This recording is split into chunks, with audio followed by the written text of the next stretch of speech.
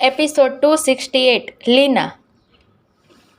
अरे नहीं, ये तो सच में जल रहा है। मुन्ना भाई की नज़रें कितनी तेज है। आते ही उन्होंने देख लिया कि मेरे हाथों में खुजली हो रही है। इतना बोलकर अनन्या ने अपने दोनों हाथों को ठंडे पानी में डाल दिया। ऐसा करने से उसे तो सुकून मिल गया, लेकिन मुन्ना और अधीरा की बात सुकून से नहीं हो सकती थी। यह ख्याल आते ही अनन्या दोनों की तरफ दौड़ी। मुन्ना और अधीरा ने एक दूसरे को देखा। दोनों के ही फेस पर किसी तरह के कोई एक्सप्रेशन नहीं थे। कुछ सेकंड की खामोशी के बाद दोनों एक साथ बोले। मुन्ना ने कहा, उसे बहुत जल्दी एलर्जी रिएक्शन हो जाते हैं। वहीं अधीरा ने कहा, क्या उसे मेहंदी से एलर्जी है? दोनों ने एक ही वक्त पर एक ही साथ कहा और फिर एकाएक खामोश हो गए। मुन्ना अधीरा से कोई बहस नहीं चाहता था, क्योंकि वो अनन्या की सगी बहन थी, और अधीरा भी मुन्ना से तकरार नहीं चाहती थी, क्योंकि उसे पता चला था बीते सालों में मुन्ना ने अनन्या को अपनी सगी बहन से भी ज़्यादा प्यार और केयर की थी। दोनों को खामोश देख अनन्या को अपनी आंखों पर यकीन नहीं हो रहा था। अधीरा का तो वो समझ भी सकती थी, लेकिन मुन्ना को कब से इतना शांत हो गया था। उसने मुन्ना की स्लीव पकड़कर उसे अपनी तरफ खींचा और धीरे से उसके कान में बोली, कहीं आप मेरी दी को पसंद? वो इससे आगे बोलती उससे पहले मुन्ना ने कहा, बकवास बंद कर, ऐसा कुछ नहीं है। फिर उसने सामने अधीरा से कहा, आज जो हुआ वो दोबारा ना हो, इसलिए बता रहा हूँ। इसे कुछ भी खिलाने पिलाने से पहले डॉक्टर की सलाह ले लेना। मुन्ना ने अनन्या के सीनियर डॉक्टर का बिजनेस कार्ड अधीरा की तरफ बढ़ा दिया। अधीरा ने कार्ड लेने के बाद कहा, अगर तुम लोगों ने मेरी बहन का अच्छे से ख्याल रखा होता तो आज इन सब की ज़रूरत नहीं पड़ती। यह सुनकर मुन्ना की आंखें सिकुड़ गई, मगर अगले ही मिनट उसने टेढ़ी हंसी के साथ अधीरा पर तंज कसते हुए कहा, अगर बजाज परिवार ने अपनी जिम्मेदारियां निभाई होती तो कभी अनन्या को दूसरे के घर में नहीं बड़ा होना पड़ता। आज भी बजाज परिवार उसे अपनाने से पीछे हट रहा है। क्या तुम मुझे एक्सप्लेन कर सकती हो ऐसा क्यों है? एक बेटी को उन्होंने प्रिंसेस की तरह पाला और दूसरी की कभी खैर खबर नहीं ली। बातें करना आसान है, लेकिन जिम्मेदारी उठाना उतना ही मुश्किल। तुम 25 साल की अनन्या का ध्यान नहीं रख सकती और बात करती हो हमने ख्याल नहीं रखा। जाकर यह सवाल अपने बाप से पूछना। मुन्ना की बातें कड़वी थी, लेकिन सच थी। आज उसने अधीरा की बोलती बंद कर दी थी। जब से अधीरा को अनन्या का पता चला था, वो अरशद को ब्लेम करती आई थी। उसका कहना था सिर्फ अरशद की वजह से ही आज उसकी बहन वीक इनोसेंट है, लेकिन आज मुन्ना ने उसे आईना दिखा दिया था। वो आगे भी उसे सुनाना चाहता था, लेकिन अनन्या ने उसका हाथ पकड़ लिया और उसे खींचते हुए वहाँ से ले गई। जहाँ अनन्या आज भी उससे बात करने से पहले सोचा करती थी, वहीं वो मुन्ना को पूरे अधिकार के साथ अपने साथ ले गई और वो उसके साथ चला भी गया, जबकि उसकी पर्सनालिटी ऐसी नहीं थी। अधीरा, क्या हुआ अभी यहाँ पर? अर्जुन ने वहाँ आते ही पूछा। उसने दूर से ही देख लिया था मुन्ना अधीरा को कुछ सुना रहा था। किसी की बात ना सुनने वाली उसकी बहन उसके सामने शर्मिंदा थी। अधीरा ने हल्के से मुस्कुराते हुए कहा, कुछ नहीं भाई, बस किसी ने आंखें खोल दी और यह एहसास दिला दिया, खून के रिश्तों से ऊपर प्यार का रिश्ता होता है। कई बार अपने अपने होकर भी साथ नहीं देते और पराये आपको अपनों से ज़्यादा प्यार दे जाते हैं। अर्जुन पूरा मैटर तो नहीं जानता था, लेकिन वो अधीरा के शब्दों को अच्छे से समझ रहा था।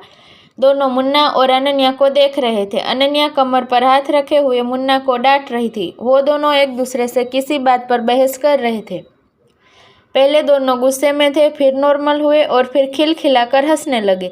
जब दोनों वहां से चले गए तब अधीरा ने अर्जुन से कहा, भाई मुझे पूरी दुनिया को बताना है, अनन्या हमारी बहन बजाज परिवार की छोटी प्रिंसेस है। यह सुन अर्जुन मुस्कुराया। अधीरा बेसब्र हो रही थी। अर्जुन ने कहा, सिर्फ बताना काफ़ी नहीं होगा, हमें उसकी जिम्मेदारी भी लेनी होगी।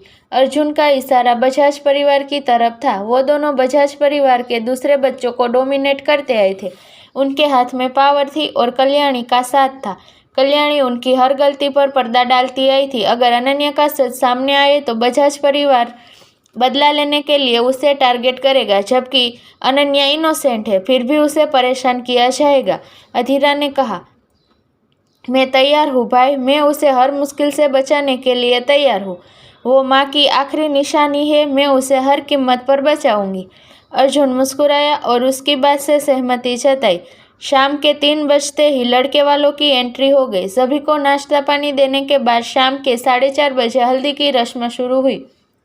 मुन्ना, अर्जुन और अधीरा तीनों 3 मीटर की दूरी पर खड़े थे और तीनों की नजरें उनकी प्यारी बहना पर थी। अनन्या ने येलो कलर का स्लीवलेस श्रृंग लहंगा पहना था। हाथ में येलो एंड पिंक फ्लावर से बनी ब्रेसलेट थी और उसी के सेट की ज्वेलरी। सभी ने येलो कैरी किया था, लेकिन ब्राइड ने सबसे अलग ड्रेस पहनी थी जो कि पिंक, ग्रीन और येलो का कॉम्बिनेशन था। रस्म को आगे बढ़ाते हुए सभी हल्दी में लोटपोट हो रहे थे। इसी बीच हल्दी से रंगी एक लड़की अनन्या के करीब जाने की कोशिश कर रही थी। अचानक से अनन्या को लगा किसी ने उसकी ड्रेस खींचने की कोशिश की, लेकिन जब उसने आसपास देखा तो सभी रस्म को एंजॉय कर रहे थे। उसने अपने आप को तसल्ली देते हुए कहा, कुछ नहीं हुआ है अनन्या, गलती से किसी का हाथ लग गया होगा। और तू डर क्यों रही है? तू यहाँ अकेली थोड़ी है, तेरी फैमिली तेरे साथ है। अनन्या ने अर्जुन, मुन्ना और अधीरा को देखा। तीनों ने उसे देखकर स्माइल की। फिर उसने कल्याणी जी को देखा तो वो हाथ में फ़ोन लिए उसे डांस करने का इशारा कर रही थी। अनन्या का मन यह देखकर शांत हो गया, लेकिन मुन्ना, अधीरा और अर्जुन के एक्सप्रेशन डार्क हो गए थे। वो तीनों यहाँ अनन्या के लिए आए थे।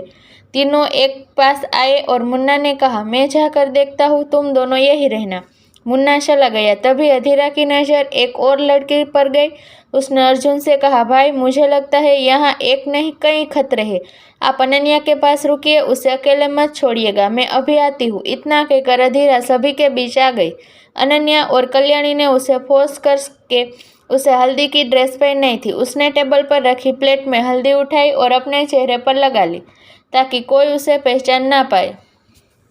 फिर वो अनन्या के पास आ गई और आते ही उसने एक लड़की का मुंह उसके दुपट्टे से बांध दिया और सबके बीच से उसे खींचते हुए बाहर ले आई। कल्याणी जी ने यह देखा, लेकिन उन्होंने ऐसे रिएक्ट किया जैसे यह सब उसके लिए नॉर्मल हो।